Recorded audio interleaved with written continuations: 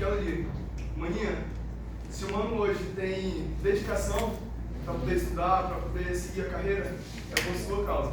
É para poder ver você e a nossa família feliz. Eu não posso começar esse meu pronunciamento antes de deixar de agradecer. Se eu estou aqui hoje, é porque teve pessoas que fizeram engajamento, teve pessoas que deixaram o seu voto de confiança e para poder a gente estar aqui exercendo o poder de voz hoje. E falando um pouco sobre o Estado de Direito, o Estado democrático de Direito, falando sobre democracia, será que a democracia, ela de fato, ela é o melhor sistema para se dirigir um governo? Será que no Brasil hoje nós temos uma democracia em vigor até o momento? Será que a democracia é de fato o formato ideal para se dirigir um poder? Segundo Winston Churchill foi o primeiro-ministro durante a Segunda Guerra Mundial, primeiro-ministro da Inglaterra. Churchill diz: a democracia é o pior dos sistemas, mas, no entanto, não há sistema nenhum que seja melhor do que a democracia. Seguindo essa linha de pensamento, os três poderes são estabelecidos por Maquiavel: legislativo, executivo e judiciário. Esses três poderes são autônomos, independentes e devem seguir de tal forma harmoniosa entre eles que não haja nenhum poder autoritário que estabeleça o poder sobre toda a sociedade, havendo então um controle do poder para o poder, havendo uma balança. E será que de fato a democracia existe no Brasil hoje? Eu trago para vocês o artigo 220 da nossa Constituição brasileira. É livre, sem qualquer restrição, a manifestação do pensamento, a criação, a expressão e a informação, sob qualquer forma, processo ou veículo. Beleza. Aqui garante o poder de liberdade a todo cidadão brasileiro.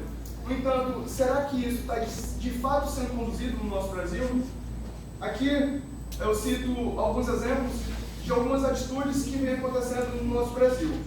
Em janeiro de 2023, nós tivemos uma alteração no nosso poder. Um novo presidente assumiu posse e com isso também surge uma nova oposição. A oposição que de fato ali, os parlamentares que estão de oposição, estão ali justamente para poder averiguar, para poder ver se de fato está sendo bem conduzido o país e fazer essa averiguação se está sendo correto e fazer denúncias se caso houver uma interpretação que o poder não está sendo bem conduzido. Nesse sentido, claro que eles vão usar as mídias sociais.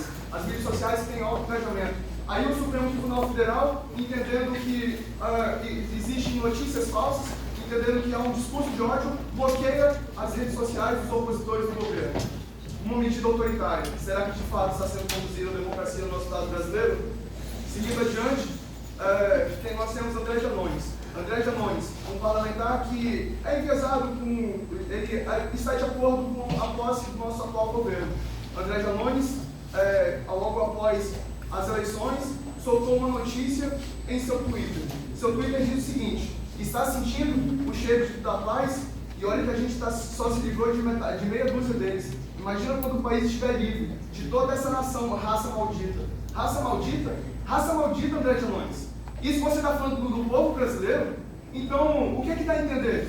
Então não é o conteúdo que está sendo produzido que está sendo de fato censurado, e sim a quem fala. O crime está a quem fala, e não sobre o conteúdo que está sendo discernido. E seguindo adiante, nós temos a PL 2630, que trata sobre a regularização, a regulamentação das redes sociais, e que ela foi tramitada e votada agora, em maio. Agora em maio foi votada. E o incrível que pareça, uma coisa interessante é que, caso ela fosse aprovada, os próprios parlamentares, as próprias pessoas aliadas ao governo que fariam a disseminação se aquela notícia seria verdadeira ou falsa. Que hipocrisia, hein? Mas ela foi negada.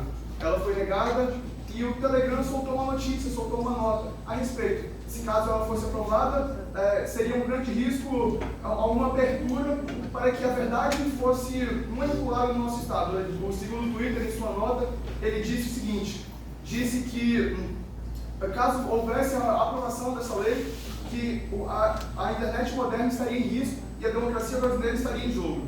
Logo em seguida, o STF toma uma medida autoritária, derruba a nota do Telegram, fala para ele fazer uma outra nota redigida pelo próprio STF. Pelo próprio STF. Que democracia, hein? E caso ele não contradizesse e não aprovasse, não fosse feita essa tal nota, o Telegram seria suspenso por 72 horas. E mesmo suspenso, com essas 72 horas suspenso, ele teria de pagar R$500 mil por hora, caso não houvesse sido cumprida a sentença. Seguindo essa linha de raciocínio e além do mais outras, nós temos Plínio Valério, atual senador da República, eleito aqui pelo Estado do Amazonas. Ele luta para que seja promulgada e seja dada adiante a emenda constitucional de número 16 do ano de 2019, uma emenda que altera o formato que estão estabelecidos os juízes do STF hoje.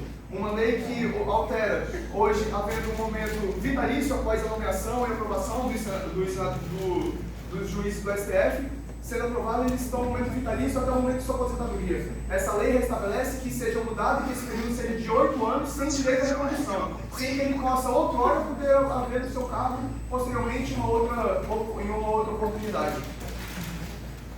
E eu fui às ruas.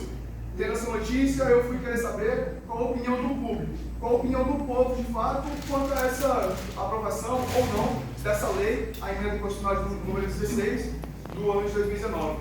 Segundo o público, eles dizem que ela deveria ser aprovada sim, pelo fato de que na França, um país que seja mais moderno do que o Brasil, já vê um modelo similar, parecido, caso for aprovada essa lei.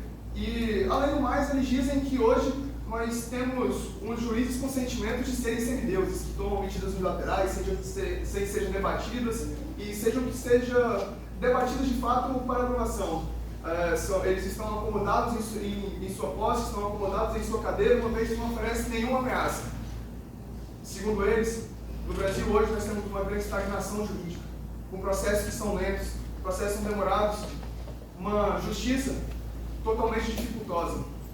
Agora, por outro lado, nós temos que todos os juízes, todos que foram nomeados e que estão lá, os juízes do STF, todos eles possuem uma reputação ilibada.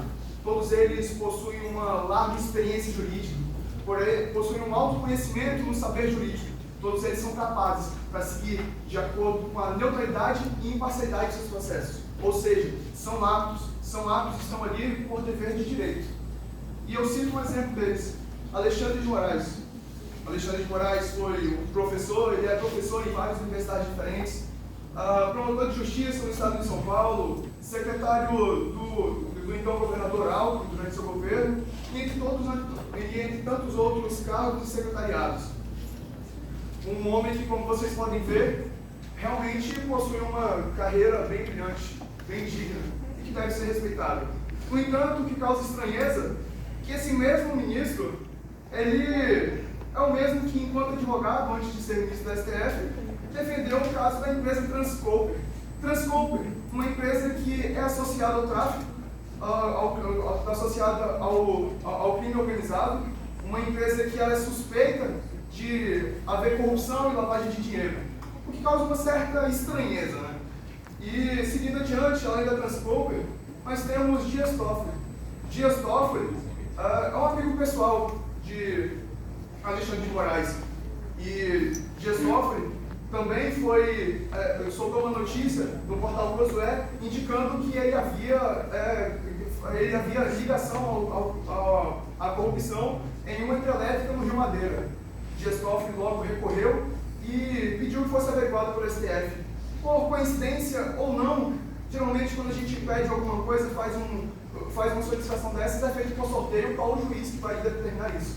Mas não, com ele, surpreendentemente, justamente seu amigo ali, Alexandre de Moraes, fez a acusação e logo notificou, e certificou que a Josué tirasse aquela notícia e que era uma notícia falsa, exatamente como fez com o Telegram.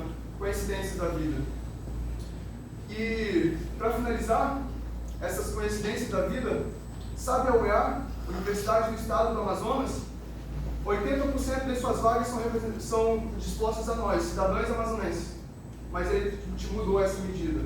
Hoje, um cidadão ribeirinho, um cidadão que mora na várzea, que não tem mal o que comer, não tem como sair de casa, ele vai concorrer por igual com uma pessoa que está no centro metropolitano de São Paulo ou Rio de Janeiro. Simplesmente, isso foi acatado e agora nós não temos mais 80% de cota. Não temos mais a cota do nosso estado do Amazonas.